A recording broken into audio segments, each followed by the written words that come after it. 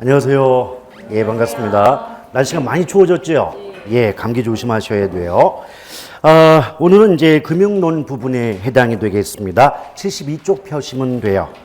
자, 부동산 금융의 이해라고 해서 크게 제목이 나와 있습니다. 1번에 보시면 부동산 금융의 개념에서 의의가 나와 있는데요.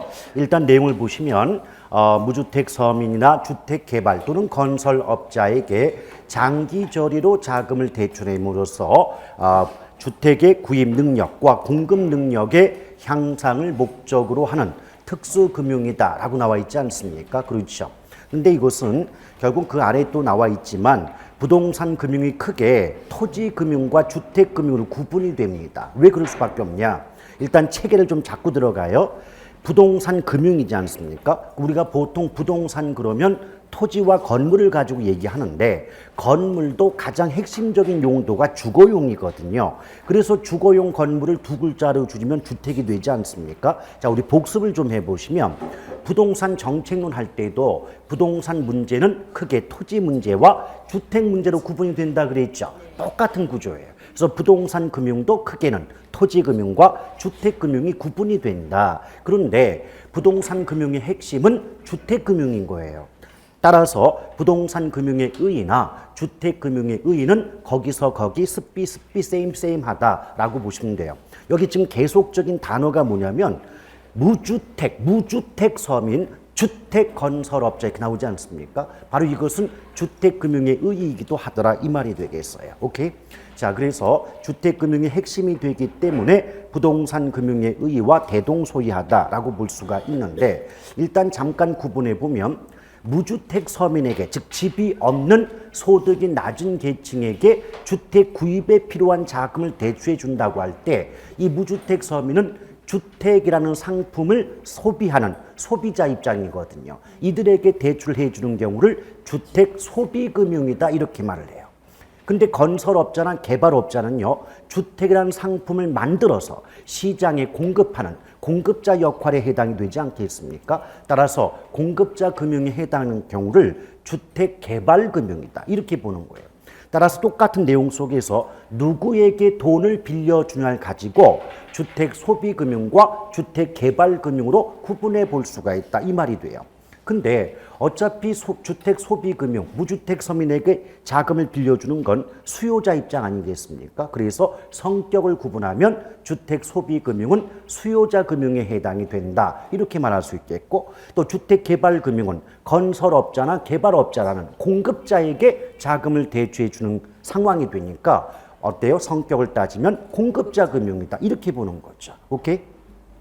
그래서 이런 말 가능하겠습니까? 부동산 금융 또는 주택 금융은 크게는 주택 소비 금융과 주택 개발 금융으로 구분된다. 또는 수요자 금융과 공급자 금융으로 구분할 수 있다. 전부 문장 성립될 수가 있겠죠.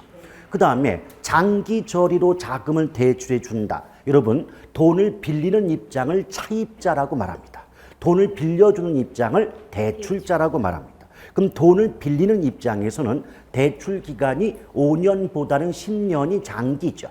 그럼 대출 기간이 길수록 빚을 갚는 부담, 상환 부담이 커질까요? 줄어들까요? 줄어들죠. 그럼 상환 부담이 줄어드니까 돈을 빌리는 입장에서는 유리한 조건이다라고 볼 수가 있겠고 또 절이라고 하는 것도 금리, 이자율이 낮게 적용이 된다는 거죠. 그럼 당연히 빚을 갚는 입장에서는 이자가 낮은 것이 유리하지 않겠냐 볼 수가 있죠.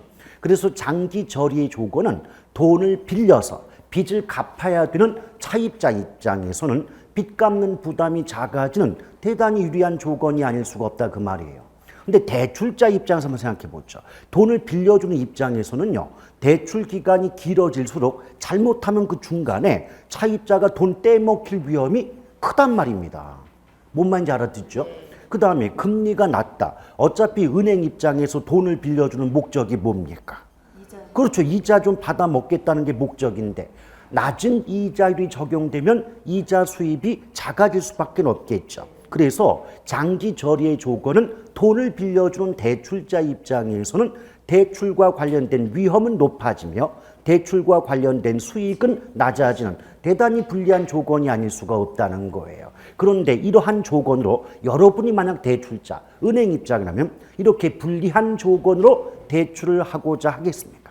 안 하겠죠. 근데 해줘요. 왜 해준다? 얘는 일반 금융이 아니라 무슨 금융이니까? 특수금융. 그 마지막에 보면 특수금융이란 말 나오잖아요.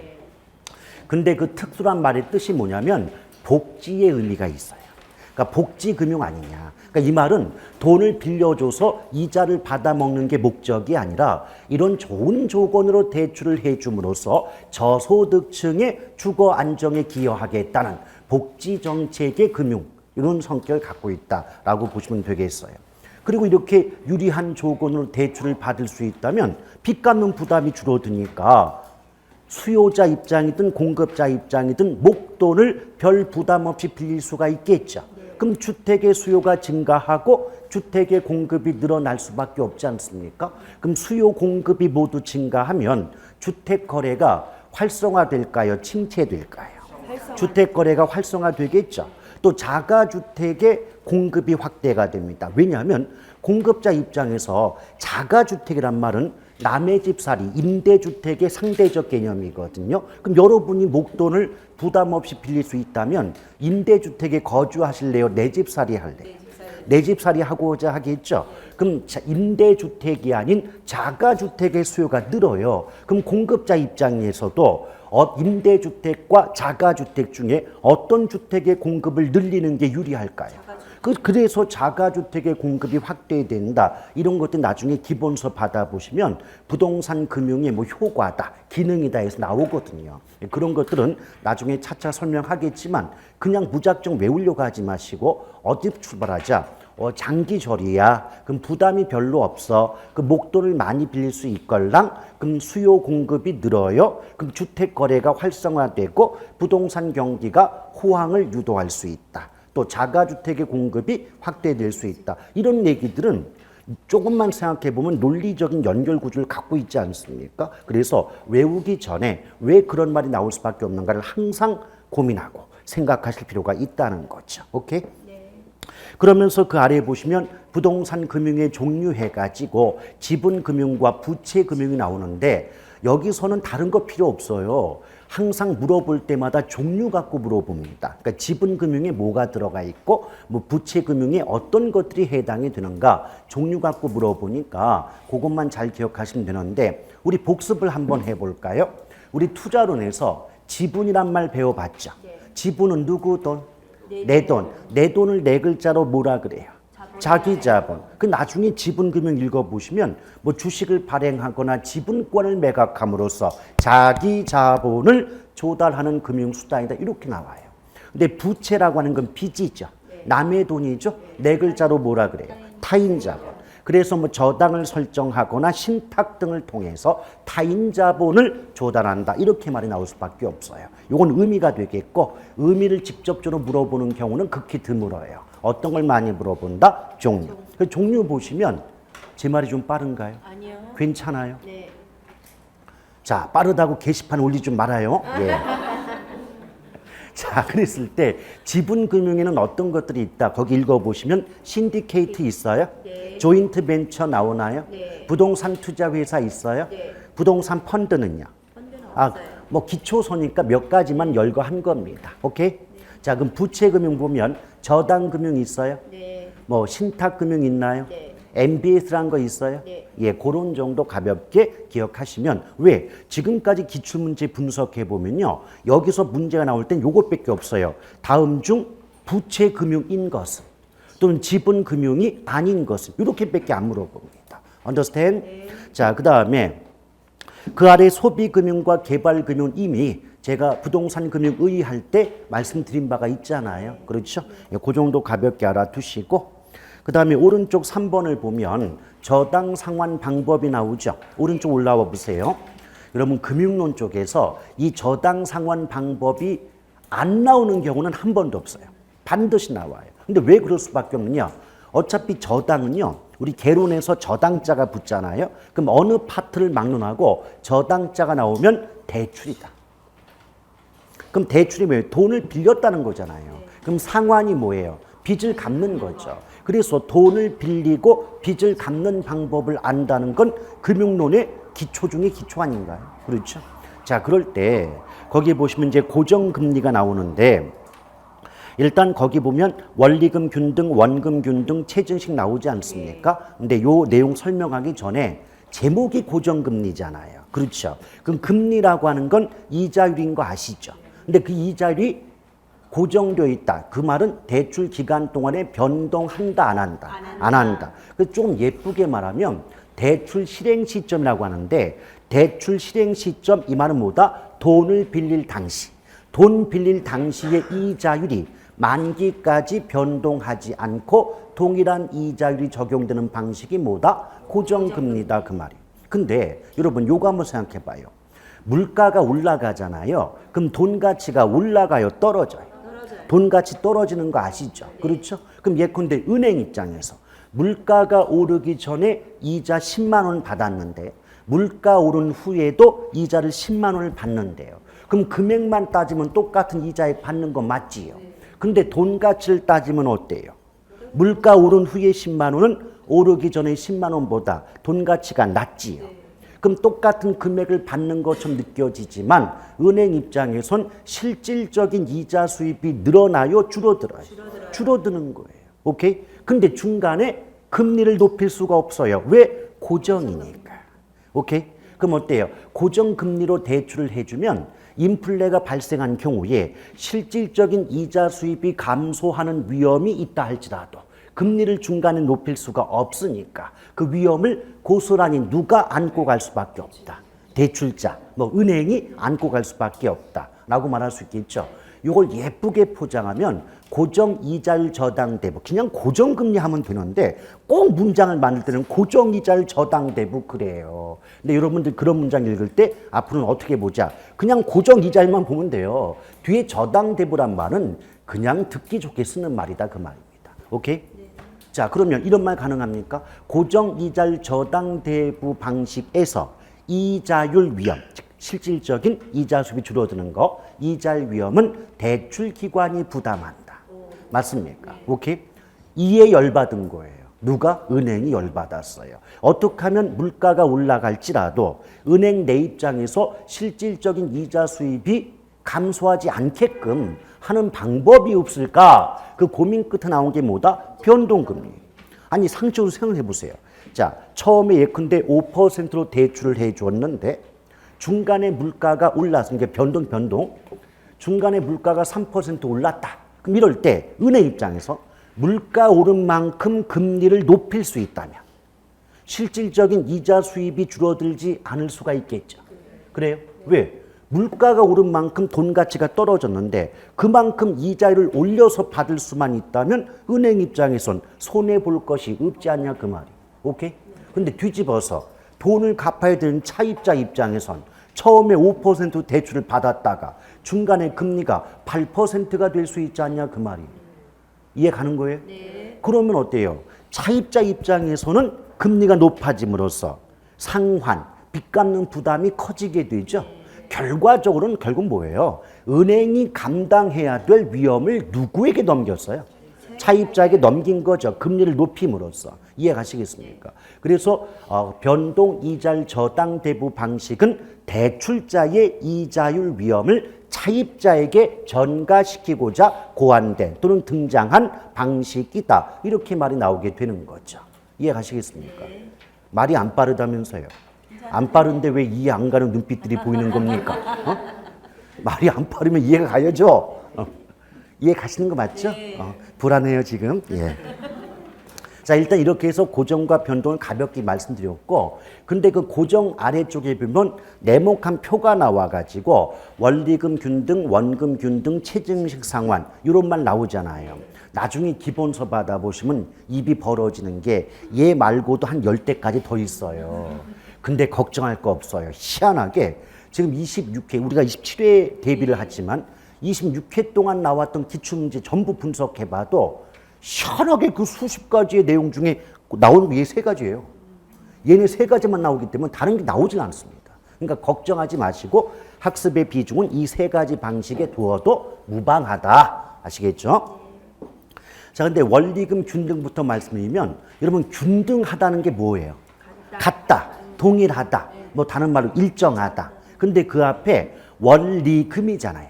그럼 원금과 이자를 합해서 갚는 금액이 매기. 이때 매기라고 하는 건 상환 조건에 따라서 매월일 수도 있고 매년일 수도 있어요. 그걸 합쳐서 매기, 그러니까 매기간 그럽니다. 그럼 매기에 원금이자 합해서 갚는 금액이 동일한 일정한 상환 방식이 뭐다? 원리금 균등이에요. 극단적인 예로 첫 달에 원금이자 합해서 100을 갚잖아요. 그럼 마지막 달까지도 다달이 얼마씩 갚으면 되는 거예요? 100만 원씩 갚으면 되는 게 원리금 균등이죠. Understand? 그럼 여러분이 차입자 입장이라면 아이고 요번 달에는 얼마의 빚을 갚아야 되나? 이런 고민을 하실 필요 있어요? 없어요? 없어요. 한 번 100이면 영원한 100이에요. 오케이? 그럼 어때요? 요거를 예쁘게 포장하면 이해가 쉬워요? 어려워요? 이해가 쉬워요. 계산이 쉬워요? 어려워요? 계산이 쉬워요. 그럼 사람은 어려운 거 많이 쓸까요? 쉬운 거 많이 쓸까요? 쉬운 거 많이 쓰죠. 요거 이해 갔어요? 요거 예쁘게 포장해 볼게요. 원리금 균등 상환 방식상 매기의 원리금 상환액은 일정하므로 계산이 간편하고 이해가 용이하여 가장 보편적으로 사용하는 저당 상환 방법이다. 이렇게 문장을 써요. 근데 그걸 해부해 보면 쉽다. 많이 쓴다. 그 얘기 아니냐고. 그러니까 개론은 제가 항상 뭐라 했어요. 내용은 쉬운데 그걸 예쁘게 포장하다 보니까 문장이 고급져 보일 뿐이지 내용은 허접하다 그 말이에요. 아시겠죠? 조금만 생각해 보시면 돼. 일부러 그 문장 자체를 외워들면 되게 어렵게 느껴지는 거예요. 아시겠죠? 예. 그런데 우리 이거 한번 생각해 봐요. 질문 하나 들어갑니다. 이자라고 하는 것은 우리가 처음에 빌려온 돈을 대출 원금이란 말을 써요. 그리고 갚다가 아직 못 갚고 남은 금액을 대출 잔액이다. 그래서 보통은 줄여가지고 원금 잔액 이렇게 말하는데 이자는요. 처음에 빌려온 원금에 적용할까요? 갚지 못하고 남은 잔액에 적용할까요? 잔액에 적용이 돼요. 이게 무슨 말이냐면 예컨대 내가 은행에서 10억을 빌렸어요. 근데 9억을 갚았대. 그럼 잔액은 1억밖에 안 남았잖아요. 그런데도 10억에 대한 이자를 부담해야 된다면 우리 열받죠? 은행 폭파시키고 싶죠? 그래서 항상 이자는 어디에? 잔액에 적용하는 거예요. 그럼 여러분 생각해 봐요. 초기에 원금이자 앞에서 100을 갚았대요. 이거 꼭 써야 되겠습니까? 안 써도 돼요. 기초 단계는 안 써도 돼요. 그 100 중에서요. 처음에는 갚은 게 얼마 없을 거 아니냐고. 그럼 잔액이 훨씬 많이 남아있겠죠. 그래서 극단적으로는 100 중에서 원금 갚는 금액이 5만 원이고 이자 부분이 95만 원이더라 그 말이에요. 이해 가시겠어요? 근데 후기로 갈수록 시간이 경과하면서 이제 점점 원금을 많이 갚아 나가겠죠. 그럼 점점 잔액이 줄어들겠죠. 그럼 나중에 가면 100만 원 중에 원금 갚는 금액이 95고 이자가 5만 원이 되더라 그 말이에요. 오케이? 그럼 이걸 가지고 이렇게 말할 수 있을까요? 원리금 균등 상환 방식상 원리금 상환액은 일정하나 초기에는 이자 비중이 높고 후기로 갈수록 원금 상환액의 비중이 커진다. 맞습니까? 그걸 저는 왜 외우고 다니는지 이해를 못 하겠어요. 왜? 조금만 생각, 그래, 처음엔 잔액이 많으니까 이자액이 많을 거야. 근데 후기로 가면 잔액이 줄어드니까 이자가 줄기 때문에 나머지 금액은 원금이 차지하지 않을까? 조금만 생각하시면 당연한 말들의 연속이에요. 이해가시겠어요? 오케이. 근데 이것을 나중에 이제 기본서를 보시면 이제 그래프도 나와요. 그래프도 나오는데 자, 한번 생각해 봐요. 초기에는 이자가 컸죠. 그다음 후기로 갈수록 이자가 줄겠네요. 근데 초기에는 원금은 작았다가 후기로 갈수록 늘겠죠. 그래서 나중에 그래프 지금 그리진 않겠지만 이런 말도 가능해요. 원리금 균등 상환 방식상 이자 지불 곡선은 우하향하며 원금 상환 곡선은 우상향한다. 이런 말도 가능해요. 우하향의 뜻이 뭐다? 처음에는 많았다가 점점 가면 갈수록 작아지는 거예요. 근데 우상향은 처음에는 적었다가 가면 갈수록 커질 때 우상향 그러거든요. 그러니까 결국 같은 말이에요. 다시 한번 반복하면 초기에는 이자 비중이 높고 후기로 갈수록 그 원금 상환액의 비중이 커진다. 이 말이나 이자 지불 곡선은 우하향하며 원금 상환 곡선은 우상향한다. 이 말은 전부 같은 의미가 되는 겁니다. 언더스탠드? 그릴까요? 별거 아닌데 이거. 이게 기간이 기간. 그럼 뒤로 갈수록 만기에 가깝잖아요. 그럼 초기에는 이자가 많았다가 후기로 갈수록 이자가 작아지겠죠. 근데 원금은 처음에는 적었다가 후기로 갈수록 많아질 거 아니에요. 그래서 이자 지불 곡선은 우하향, 원금 상환 곡선은 우상향. 뭐 그렇게 말하고 있는 것 뿐이죠. 별거 아니지 않습니까? 별거 아니기 때문에 안 쓰려고 했는데 눈빛들이 모르는 것 같아서 그거 쓰고 있어요. 자, 기초니까 이제 그 정도 의미 정도 알고 넘어가자는 거예요. 근데 그 아래에 보면 원금 균등이 있잖아요. 이것도 균등자가 붙었으니까 같다는 거예요. 근데 앞에는 리가 없어요. 그러니까 원금을 갚는 금액이 매 기간 동일한 방식이 뭐다? 원금 균등이다. 자, 단적인 예로 말이죠. 자, 제가 은행에서 10억을 빌렸대요. 10억을 빌렸는데 대출 기간이 10년이래요. 10년. 그런데 상환 방식이 매년 원금 균등 상환이더라 하는 거. 그러면 해마다 원금을 갚는 금액은 똑같다는 거잖아요. 근데 원금 균등 상환액은 어떻게 구하냐면 대출 기간으로 대출액을 나누면 돼요. 그럼 10년분의 10억이잖아요. 그럼 해마다 얼마씩 갚아요? 1억씩 갚아요. 아무것도 아니잖아요. 근데 이게 매월 균등 그러면 10 곱하기 12 해가지고 120분의 10억 이렇게 나눠야 됩니다. 매년이니까 10이지만 매월이면 1년이 12달이니까 곱하기 12 해가지고 120분의 10억 이렇게 나눠야 되겠죠. Understand? 그런 계산 같은 경우는 나중에 다 나오니까 걱정할 필요 없고요. 그런데 이랬어요. 그럼 어때요? 생각해봐요. 제일 초기에는 10억에 대한 이자를 부담했을 거예요. 근데 1년 지나면 1억이 갚아졌겠죠. 그럼 잔액이 얼마? 9억. 그러면 이제 2차 년도 때는 9억에 대한 이자. 또 1년 지나면 8억. 그럼 8억에 대한 이자를 부담하겠죠. 그럼 어떻게 돼요? 원금을 갚는 금액은 매년 1억씩 똑같겠지만 1억씩 갚아짐에 따라서 잔액이 1억씩 줄어들 거 아니냐고. 그럼 이자액은 점점 감소하겠죠. understand? 그럼 어떻게 돼요? 원금 상환액은 비록 같지만 이자액은 계속 감소하니까 원금과 이자를 합한 원리금 상환액은 처음에는 많았다가 시간이 경과하면서 점점 줄어들 수밖에 없지 않겠어요? 네. 그래서 원금 균등을 체감 상환 방식이래요. 체감, 점점 감소합니다. 그러니까 체감이란 말이나 점감이란 말은 같은 뜻이에요. 점점 감소한다. 그래서 이 한자에서 체라는 말이 점점 어떠하게 된다는 뜻입니다. 오케이? 네. 그럼 응용해봐요. 체감이 점점 감소면 점점 증가는 뭐라고 할까요? 체증. 그래서 그 아래 체증이 나오는 거예요.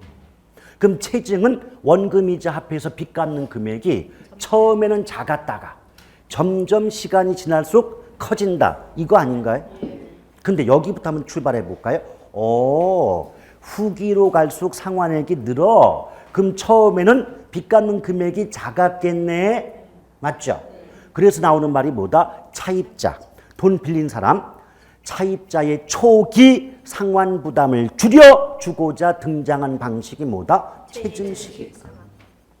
그리고 처음에 빚 갚는 금액이 작다 보니까 어떤 말 나오냐면 아무래도 이 중견 사원보다는 이제 막 회사에 입사한 분들이 소득이 낮을 거 아니에요. 그렇죠? 그래서 소득이 상대적으로 낮은 뭐 사회 초년생, 뭐 신혼 부부에 유리한 상환 방식이다. 이런 말이 나올 수밖에 없는 거죠. 오케이? 예, 한 걸음 더 나아가 볼까요? 분명히 이 돈을 빌린 사람도 시간이 지나면서 뭐 이제 입사 3년 차, 4년 되면 뭐 대리 달고 과장 달면서 어때요? 연봉 소득이 올라가겠죠. 근데 만약에 차입자의 소득이 증가하는 속도보다 상환액, 빚 갚는 금액의 증가 속도가 빨라버리면 잘못하면 빚을 갚지 못할 위험이 커지겠죠. 그래서 나중에 그 기본손해 받아보시면 뭐라고 써 있냐면 체증식 상환은 원금 균등이나 원리금 균등 상환 방식에 비해서 차입자의 채무 불이행 위험이 크다. 이렇게 말이 나와요. Understand? 네. 그런 것들이 외워질 게 아니라고. 조금만 생각해 보시면 그래 이러니까 이런 말이 나올 수밖에 없어. 이게 이해가 되고 나중에 몇 번 반복해 읽어보시면 안 외우려고 해도 머리에 새겨지는 거예요. 그렇죠? 됐사옵니까? 네. 자, 그 다음에 뭐 변동금리 나왔는데 변동금리는 이미 의미는 앞서서 언급을 해드렸어요. 뒷장 한번 넘겨볼까요? 근데 그 뒷장을 넘겨서 디귿번을 보니까 말이죠. 금리 위험의 일부분이 차입자에게 전가되므로 고정금리보다 초기 금리가 낮다는 말 나오죠. 아, 이게 무슨 말이냐? 여러분 이렇게 한번 생각해 봐요. 고정은요, 중간에 뭐 물가가 오른다 할지라도 금리 높일 수 없죠. 그러니까 고정은 처음부터 얼마만큼 물가 오를 거다 예상해 가지고 그만큼을 처음부터 금리 합산시켜 버려요. 근데 변동은 나중에 금리 올라가면 그때 가서 올리면 되기 때문에 처음부터 합산할 이유가 없겠죠. 그렇기 때문에 초기의 이자율 수준은 고정이 변동보다 높아요. 그 말을 바꾸면 변동이 초기에는 고정보다 금리가 낮다. 아니, 누구 입장에서 보냐? 고정 입장에서 높은 거고 변동 입장에서는 낮은 거죠. Understand? 예. 근데 그것을 단순히 그렇게 말하면 좀 고급져 보이지 않기 때문에 어떤 말씀입니다. 왜 변동이 고정보다 초기에 금리가 낮다? 아까 말씀드린 것처럼 이자율 위험을 누구에게 전가하니까? 차입자에게 전가하니까. 근데 은행 입장에선 차입자에게 넘기는 거고 차입자 입장에선 이자율 위험을 부담하는 거잖아요. 그러니까 차입자가 이자율 위험, 금리 위험을 부담하니 미안합니다 해서 금리는 뭐다? 초기에는 낮다 이 말입니다. 오케이? 근데 조심할 건 이 문장 속에 초기자가 빠지면 큰일 나요. 아시겠어요? 초기에 낮은 거지 후기까지 낮다는 보장이 없어요. 여러분 단적으로 생각해 봐요.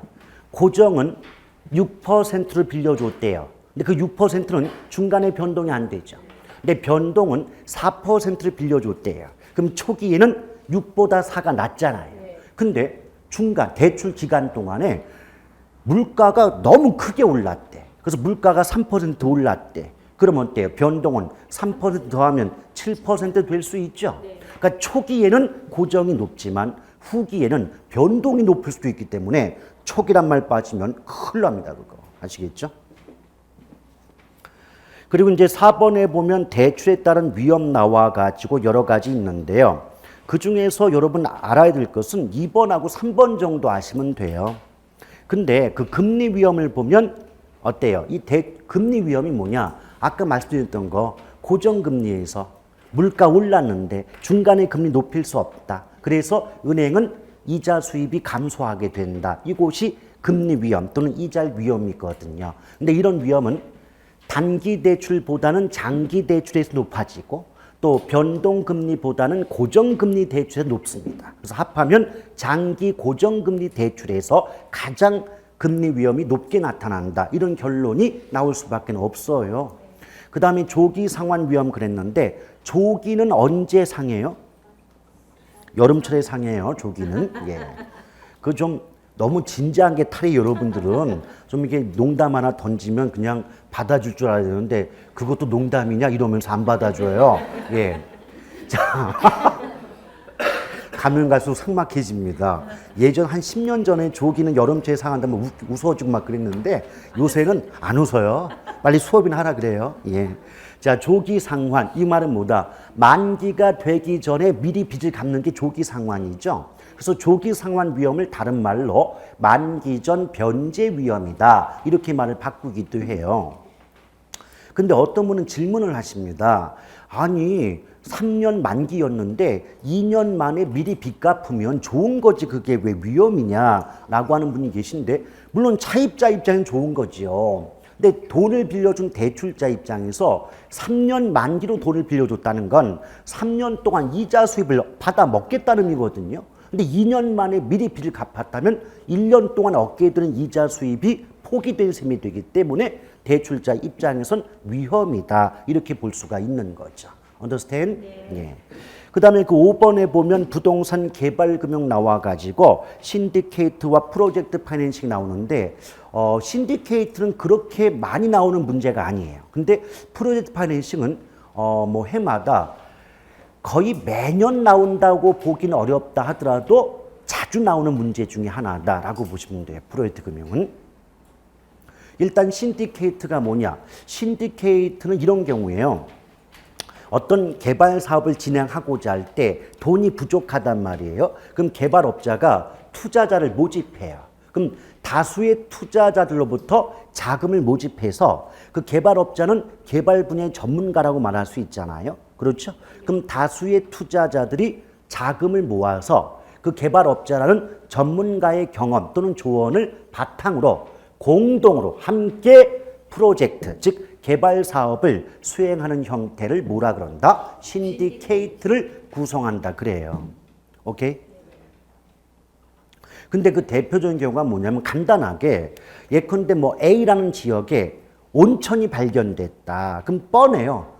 누구라도 온천수 개발해서 스파 사업을 벌이면 돈 좀 되겠구나는 생각하는 사람 분명히 있단 말이에요. 오케이? 근데 그 개발업자가 그 온천 개발을 하려다 보니까 돈이 부족하더라는 거죠. 그럼 이제 투자 설명회 같은 걸 열어가지고 투자자 모집할 거 아닙니까? 근데 투자자를 어떻게 꼬시냐면 여러분 여기 투자하면 어마어마하게 수익이 많이 나와요. 그럼 그 수익을 여러분이 투자한 금액, 비율에 맞춰서 수익을 배당해 드릴게요. 그럼 거기에 꽂히면 투자를 하겠죠. 오케이? 이렇게 해서 함께 공동으로 그 온천 개발 사업을 진행할 때 우리가 신디케이트다 이렇게 말을 해요. 오케이? 물론 나중에 가면 뭐 소구자, 지분형, 직접 투자 방식이다 이런 말이 나오겠지만 그런 말들은 나중에 본 수업 때 연결을 하도록 할게요. 다만 만약 이 온천 개발 사업 프로젝트가 잘못됐다, 쪽박이 났다라고 할 때는 책임을 져야 되잖아요. 책임을 져야 되는데 이 온천 사업 좋다고 꼬신 놈이 누구예요? 개발업자가 꼬셨잖아요. 그렇죠? 그래서 개발업자는 이 모든 사태의 책임이 너한테 있다는 거죠. 그래서 개발업자는 그 개발 사업의 프로젝트에 전반적인 책임을 모두 부담합니다. 즉 책임의 한계가 없다 그래서 무한 책임을 붙인다 이렇게 말이 나와요. 근데 투자자들도 책임을 지는데 여러분 생각해 봐요. A라는 투자자가 3억을 투자했는데 그 투자 금액 3억을 날렸대요. 그러면 어떤 면에서 보면 그 투자자도 피해자에 해당되지 않겠습니까? 그럼 투자자 입장에서는 평생 동안 모아놓은 3억이라는 거금을 날렸다는 것만으로 이미 책임을 진 셈 아니냐. 이런 점에서 투자 한도 내에서 책임을 부담하기 때문에 책임의 한계가 있다는 점에서 유한 책임을 진다. 이렇게 말이 나오죠. 그럼 여러분은 어떻게 기억하면 돼요? 개발업자는 무한 책임, 투자자는 유한 책임. 요 정도만 사실 알고 계셔도 문제 푸는데 큰 지장은 없어요. 물론 보기 5개 중에 교과서에 없거나 배우지 않았던 표현이 분명히 나오기는 됩니다. 왜? 그 모든 걸 다 알 수는 없으니까. 그런데 그걸 몰랐다 하더라도 정답은 우리가 배우는 내용 속에 나오지 전혀 못 들어봤던 내용 나오는 건 아닙니다. 너무 크게 걱정할 필요 없습니다. 아시겠죠? 그 다음에 이제 프로젝트 파이낸싱 나오는데 이 프로젝트의 P와 파이낸싱의 F를 합해가지고 PF 금융이다 하는 경우도 많아요. PF 금융 또는 그냥 프로젝트 금융 이렇게 말하는 경우가 훨씬 많습니다. 근데 이 PF가요, 일반적인 대출과는 아주 근본적인 차이점이 한 가지가 있어요. 여러분, 우리 상식적으로 은행에 가서 대출을 받게 될 때 대부분의 경우는 어떤 건물이나 토지 등의 부동산을 담보로 맡기거나 아니면 돈을 빌리는 차입자의 신용이 담보가 돼서 돈을 빌리는 경우가 일반적이잖아요. 근데 이 프로젝트 금융은요, 차입자의 신용도 담보가 되는 게 아니고 또 그 부동산 등의 물적 담보도 아닌 프로젝트. 여러분 프로젝트란 말 나오잖아요. 그럼 어떻게 해석하자? 대규모 개발 사업. 프로젝트란 말 나오면 대규모 개발 사업이다 라고 해석을 하셔야 됩니다. 오케이? 그러면 결국은 그 프로젝트 대규모 개발 사업으로부터 예상되는 수익성이 담보가 된다는 게 일반적인 대출과는 근본적인 차이점이에요. 단적인 예로 그 프로젝트는 게 별거 아니거든요. 대규모 아파트 단지를 건설하는 것도 프로젝트라고 말할 것이고, 뭐 부산에 광안대교 있죠. 울산에 울산대교 있어요. 서울에는 무슨 대교가 있을까요? 하도 많아서 뭐 여러 대교들이 있습니다. 발음 잘못하면 대개라고 할 수 있겠지만 갑자기 땡기는군요. 어쨌든 간에 그런 큰 다리를 만드는 것도 결국 뭐다? 프로젝트예요. 오케이? 근데 내가 개발업자가 또는 건설업자가 은행을 찾아가서 내가 요번에 요 다리를 만들면 예상되는 수익이 500억이요. 그 500억을 담보로 제공하고 300억 빌려주시오. 이런 경우가 바로 뭐다? PF예요. 오케이? 그럼 여러분 생각해봐요. 두 가지를 얘기할 수 있는데 프로젝트란 말 자체가 대규모 개발 사업의 뜻이죠. 그리고 금융은요. 자금을 융통한다의 준말이에요. 그럼 자금을 융통한다는 말을 다르게 말하면 자금을 조달한다라고 말할 수 있겠죠. 그럼 제목 그대로 해석하면 이런 말 가능할까요? 프로젝트 파이낸싱 또는 PF 금융이란 대규모 개발 사업에 필요한 자금을 조달하는 금융 수단이다. 말할 수 있죠. 그게 제목에 있는 거예요. 제목에. 제목 자체가 그 뜻이에요. 오케이? 그다음에 제가 분명히 일반적인 대출과 근본적 차이가 뭐라 했어요? 부동산이 담보가 된다? 안 된다. 신용이 담보가 된다? 안 된다. 무엇이 담보다? 예상 수익성. 자, 프로젝트로부터 예상되는 수익성. 오케이? 물론 이 수익성을 다른 말로 현금 흐름이란 말을 쓰기도 하지만 일단 수익성을 기억해 달라. 그럼 여러분 생각해 봐요. 차입자의 신용이 빈약하거나 부동산 등의 물적 담보가 부족하다 할지라도 그 사업의 수익성이 높게만 예상된다면 대규모 자금 조달이 가능하다라고 말할 수 있겠습니다. 그런 식의 문장이 이제 기본서에도 나오고 이미 기출문제에도 등장했었다는 얘기예요. 오케이? 그러니까 결국 어때요? 기출문제 나왔던 지문 이런 것들 보면은요, 우리가 알고는 핵심적 내용을 바탕으로 앞뒤에 예쁜 표현들을 붙여가지고 문장을 만들 뿐이지 결국 핵심은 우리가 알고 있는 내용이거든요. 오케이? 그래서 아무리 길고 복잡하고 어려운 문장이 나와도 내가 알고 있는 핵심이 뭐냐? 그 핵심을 뽑아내는 연습을 하셔야 됩니다. 괜히 그 앞뒤에 그 이사 여국에 놀아나면 안 돼요. 응? 그렇지 않습니까? 그래서 뭐 아무리 여러 가지 뭐 미사역을 동원한다 할지라도 결국은 뭐 라면 먹으러 가자 말고 똑같은 말이에요. 자, 그 다음에 오른쪽을 보시면 알아듣는 분 알아듣고 자, 75쪽을 펴보시면 돼요. 요거는 요거까지 하는 겁니다. 기초다 보니까 그래요. 기초다 보니까 뜻 정도만 하고 넘어가는 거예요. 예. 그래서 이제 기본 때 할 게 좀 많겠죠. 예, 기본 때 좀 할 게 많아요. 자, 75쪽을 펴보시면 우리나라의 주택금융제도에서 크게 제목부터 봐요. 1번에 공공이 나오고 2번에 민간이 나오죠. 근데 왠지 공공은 좀 내용이 있어 보이는데 민간은 꼴랑 한 줄 같잖아요. 이게 왜 그러냐? 우리나라의 그 부동산 금융 또는 주택 금융은요, 공공 금융 위주로 발전되어 왔기 때문에 민간 금융의 기여도가 거의 없어요. 그래서 문제 나올 때도 공공 금융 위주로 문제가 나오지 민간 쪽은 거의 등장하지 않습니다. 됐죠? 그런데 요게 1번에 보면 주택 도시기금 나와요? 예. 주택 도시기금. 근데 여러분 혹시 국민주택기금이라고 들어보셨어요? 그 국민주택기금이 폐지가 됐단 말이에요. 아시겠어요? 뭘 알아 그래요? 작년에 폐지가 됐구만. 국민주택기금이 폐지가 되고 그것을 통합해서 좀 더 확대 개편한 게 주택도시기금이에요. 근데 그 말 뜻이 좀 어려우니까 이렇게 한번 생각해 봐요. 국민주택기금이 국민주택채권이라는 걸 발행해가지고 소득이 낮은 분들의 어떤 주택 구입자금이라든지 또는 임대주택의 건설이라든지 여기에 주로 어떤 자금을 이용했다면 주택도시기금은 기능이 확대가 돼가지고 기존의 국민주택기금이 가지고 있었던 그런 어떤 주택 구입자금 제공 이 기능 이외에 그 도시개정이라고 해서 기존의 도심을 활성화하는 그런 자금 운용도 함께 가지고 있는 게 주택도시기금이다. 이렇게 보시면 되겠어요. 그리고 또 하나는 과거 국민주택기금은 원칙적으로 국토교통부 장관이 관리했습니다. 그러나 실질적으로는 시중의 6개 금융기관에 자금 관리를 위탁했거든요. 근데 그것이 폐지가 되면서 주택도시기금이 나왔다 그랬죠. 근데 그러면서 주택도시보증공사라는 기관이 새롭게 만들어졌습니다. 그래서 과거에는 곧바로 누구에게? 시중은행에 맡겼던 걸 이제는 어디에? 주택도시보증공사에 위탁합니다. 그래서 이렇게 보시면 돼요.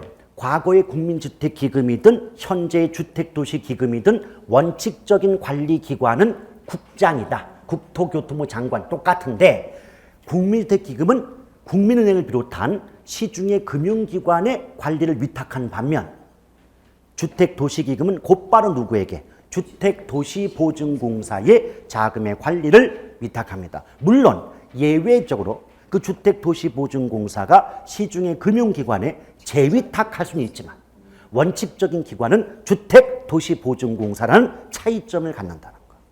Understand? 네. 예. 그 정도 보시고 여기 지금 기역부터 비읍번까지는 뭐냐면 그 주택도시기금법이라고 그러니까 주택도시보증공사 관련된 법률이 있어요. 법률의 규정이기 때문에 제가 설명할 건덕지가 없는 거예요. 그대로 계속 반복해 읽어보시고 외우려면 외우실 필요가 있는 그런 부분입니다. 근데 작년에 이게 개정이 되는 바람에 나올 거라고 예측을 했었는데 다행스럽게 작년 문제는 나오지 않았습니다.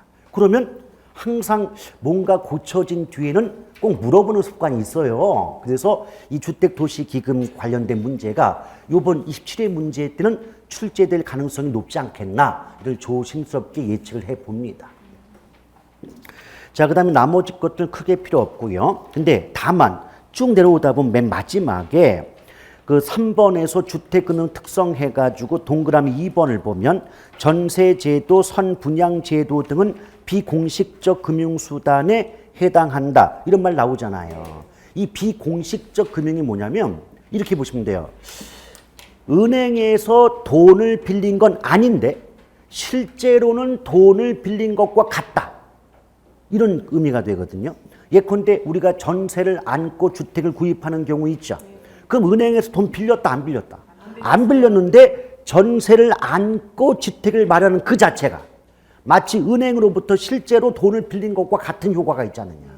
이럴 때 비공식적 금융 그래요. 그 다음에 그 오른쪽에 선분양 제도도 마찬가지가 뭐냐면 여러분 선분양, 후분양 들어보셨잖아요. 그럼 집을 완공하기 전에 미리 분양하는 제도가 선분양인데 그럼 여러분 생각해봐요. 주택 건설 또는 개발업자 입장에선 주택 건축에 필요한 자금을 확보할 필요가 있겠죠. 근데 아직 완성되지 않았지만 미리 주택을 분양함으로써 그 분양을 받은 사람들로부터 자금을 미리 땡겨받을 수 있겠죠. 그 미리 땡겨받은 그 분양 대금으로 건축에 필요한 자금을 조달할 수가 있잖아요. 그럼 실제로 은행에서 돈을 빌린 건 아니지만 은행에서 돈을 빌린 것과 같은 효과가 있지 않느냐. 이런 경우를 무슨 금융? 비공식적 금융 그래요. 또는 비제도권 금융이라는 말을 쓰기도 합니다. 그러니까 이렇게 보면 돼요. 공식 그러면 은행에서 돈 빌림, 비공식은 은행에서 빌린 건 아닌데 빌린 것과 같은 이런 식으로 개념을 잡자는 얘기예요. 됐습니까? 네. 예. 여러분의 학습 열기가 저를 덥게 만드는군요.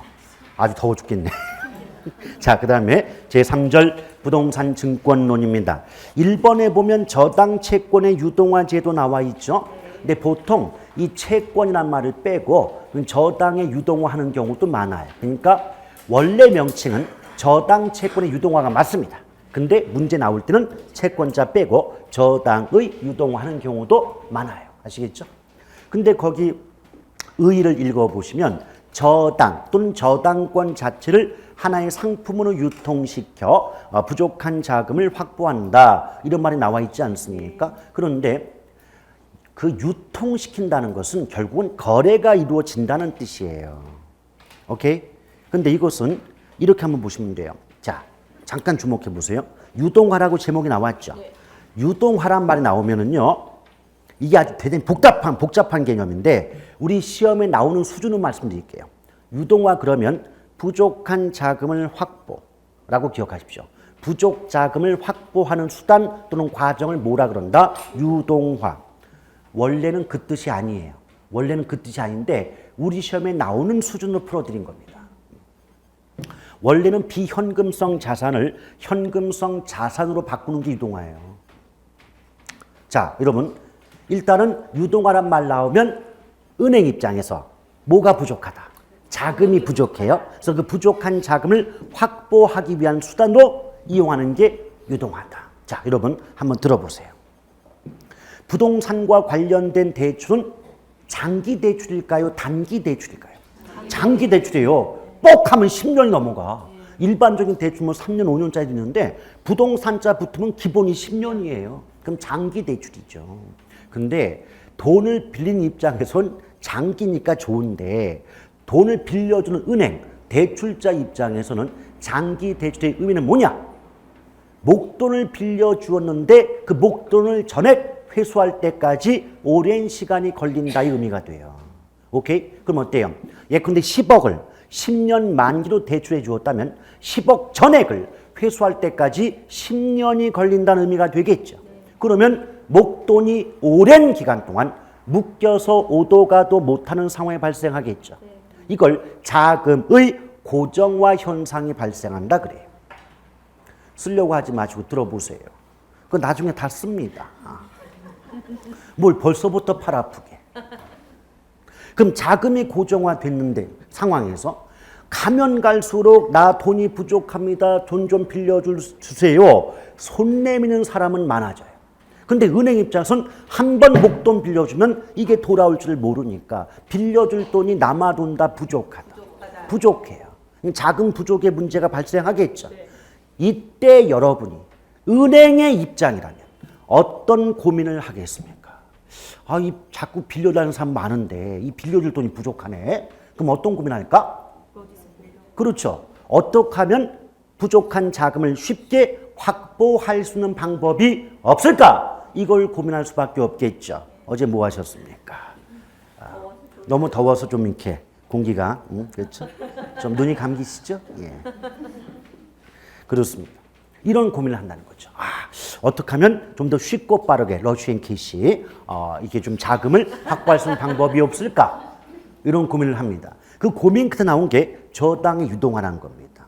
오케이? 근데 이 저당이라는 게 뭐냐? 그건 조금 이따 따로 설명할 테니까 일단 잠깐 참아보시고 그러면 저당이라는 게 뭔지는 모르겠는데 이 저당을 유통, 누군가에게 팔아 넘길 수 있다면 그 저당이라는 게 가지고 있는 값어치만큼의 돈이 은행으로 들어올 수가 있겠죠. 그럼 은행은 대출에 필요한 자금을 보다 손쉽게 확보할 수가 있지 않냐 그 말이에요. 이 구조 이해 갑니까? 네. 예. 이제부터 저당이 뭐냐는 걸 말씀드려 볼게요. 자, 허무할 준비 됐죠? 자, 돈을 빌리는 사람은 뭐라고 한다고요? 차입자. 돈을 빌려주는 쪽을 대출자. 편의상 이때 차입자를 곰돌이라고 말하고 대출자를 하나은행이라고 말할 거예요. 제 주거래 은행입니다. 왜냐하면 하나은행의 선전에 백곰이 나와요. 아시죠? 예, 제가 제일 좋아하는 은행이에요. 요새 외환은행과 통합해가지고 하나 외환됐죠. 자, 그럴 때 요 곰돌이가 하나은행 찾아가서 주택을 담보로 제공하고 필요한 자금을 대출받는다. 이건 우리가 익히 알고는 상식 아니겠습니까? 또 여기에서 또 질문하는 분 계셔요. 아니 왜 꼭 주택만이 담보가 되느냐? 상가나 나머지 건물, 땅도 담보가 될 수 있지 않느냐? 저의 답변. 아까 부동산 금융의 핵심이 뭐라 그랬습니까? 주택금융. 자, 그래서 담보를 잡았어요. 근데 이때 하나은행은 곰돌이에게 돈을 빌려주는 이 대출 과정 속에서 곰돌이로부터 매달 원금과 이자를 돌려받을 권리가 생기는 거 아닌가요? 그렇잖아요. 더불어 만약 곰돌이가 더 이상 빚을 갚지 못했을 때, 즉 곰돌이가 하나은행을 찾아와서 내 배를 째고 응담을 꺼내가라고 말합니다. 이것이 바로 뭔가 채무불이행이 발생하는 거죠. 이럴 때 그때를 대비해서 주택 담보 잡은 거 아니에요? 그럼 담보주택을 팔아서 하나은행의 손실을 메꿀 권리도 형성이 되겠죠. 이걸 뭐라고 한다? 저당권이라고 해요. 근데 이 두 가지를 묶으면 뭐라고 하느냐? 주택을 저당, 이때 저당은 담보 잡고, 주택을 담보 잡고 대출, 돈을 빌려주는 과정에서 채권, 상대방으로부터 무엇인가 받아낼 권리가 형성이 된다는 점에서 주택, 저당, 대출 채권이 형성된다. 이래요. 그런데 이때 이게 길어가지고 주택과 대출을 빼고 보통은 저당, 채권, 더 줄이면 저당. 더 줄이면 저당. 물론 저당권 하는 경우도 있고. 오케이? 이해가시겠어요? 근데 이때 봐봐요. 만약에 하나은행이 1억씩 100명에게 돈을 빌려주었다면 이자 이런 거 다 따지기 전에 원금만 돌려받아도 100억을 돌려받을 권리가 있는 거죠. 그럼 만약 이 권리의 묶음이 100억의 가치가 있다라고 한다면, 오케이? 이때 이 저당 채권은 100억 원의 가치가 있는 자산이다 그 말이에요. 오케이? 근데 100억의 가치가 있을지라도 돈은 아니지 않냐고. 그러니 이 100억의 가치가 있는 채권, 저당 채권한 권리를 누군가에게 팔아넘길 수만 있다면 100억만큼의 자금이 은행으로 들어올 수가 있는 것이고 이론적으로는 무한대로 자금을 확보할 수 있는 수단입니다. 이것을 바로 뭐라고 한다? 저당의 유동화. 요 저당 채권을 유통, 팔아서 부족한 자금을 확보하는 과정을 뭐라고 한다? 저당의 유동화다. 오케이? 근데 특히나 저당장은 1차와 2차 저당장이 구분되는데요. 1차가 뭐냐? 얘예요. 차입자와 대출자로 구성된 시장은 몇 차? 1차. 근데 여기서 형성된 이 저당 채권의 권리가 거래가 이루어진 시장은 몇 차? 2차. 이렇게 말합니다. 지금은 2차 저당 시장을 그림을 그리지 않을 거예요. 왜? 그걸 그렸다가는 줄줄이 사탕으로 다 설명해야 되기 때문에 시간이 너무 많이 걸려요. 기초 때는. 그래서 어떻게만 구분하자. 저당 시장은 1차와 2차가 나뉘어지는데 1차 시장은 우리가 흔히 은행에서 돈 빌리는 시장, 그걸 1차 그러고 1차 시장에서 형성된 이 저당 채권의 거래가 이루어진 시장은 몇 차? 2차. 그럼 여러분 생각해 봐요. 저당 유동화의 핵심은 부족한 자금을 확보하는 거잖아요. 근데 1차 저당 시장은 저당 채권한 권리가 만들어지는 것뿐이지 거래가 이루어지는 게 아니죠. 그럼 저 1차에서 만들어진 저당 채권한 권리가 거래, 유통이 되어서 실제로 자금이 들어오는 건 몇 차? 2차. 그래서 나오는 말이 저당 유동화의 핵심적, 결정적 역할은 2차 저당 시장이 담당한다. 이렇게 말이 나오게 돼요. 오케이? 네. 그리고 하나 더. 여러분들 유동화 왜 필요하죠? 한마디로 돈 부족하기 때문이죠. 그럼 돈이 부족하지 않다면 은행 입장에서 자금이 부족하지 않다면 유동화할 필요 있다 없다? 없다. 굳이 저 권리 팔아 넘길 것까지는 있다 없다? 없다. 오케이? 근데 돈이 부족하면 저걸 팔아서 부족한 자금을 확보하겠죠. Understand? 그럼 여러분 이해했던 요 내용을 기본서 또는 기출문제 지문으로 바꿔볼 테니까 그냥 차분하게 한번 들어보세요. 이렇게 바꿔진다는 거 아시면 되니까. 대출기관은 자금의 여유가 없는 경우에는 저당을 2차 저당 시장에 매각하여 부족한 자금을 확보할 수도 있고 자금의 여유가 있는 경우에는 저당을 자신의 자산 포트폴리오의 일부로 보유할 수도 있다. 이렇게 나와요. 근데 그 말의 핵심 뭐다? 돈이 부족하면 팔아서 자금을 확보할 수도 있고 안 부족하면 그냥 가지고 있을 수도 있지 않니? 그냥 가지고 있다 하면 어떤 납니까? 꼭 자신의 자산 포트폴리오 일부로 보유할 수 있다. 이런 식으로 예쁘게 포장할 뿐이다 이 말입니다. Understand? 네. 쉬었다 갑니다.